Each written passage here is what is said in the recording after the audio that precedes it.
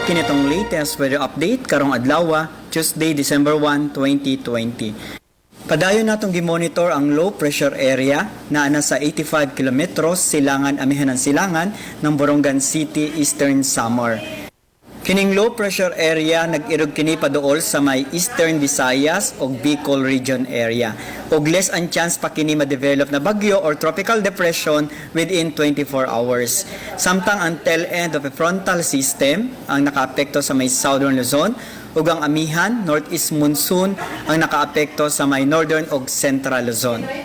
Sulod sa atong 24 oras na forecast ang tibuok sa Visayas kasama na ang probinsya sa Sugbo. Makasinati na mga pag-uwan o kini mga pagpanugdog o kilat na ay expected na panagsangkusog ng mga pag-uwan tungod kini sa tail end ng frontal system o low pressure area. Na posible ang mga pagbaha o ang pagdahili sa yuta, ilabi na sa mga flash floods o landslide prone areas. Padayon ta mag-monitor sa ta mag-i-issue ng mga thunderstorm advisories, heavy rainfall warnings o sa latest development kining low pressure area. Ug para sa atong mga dugang detalye, bisitaha atong mga official social media accounts. Kini si Jomar Eclarino gikan diri sa Mactan, PAGASA Visayas, DOST, Mayong Adlaw.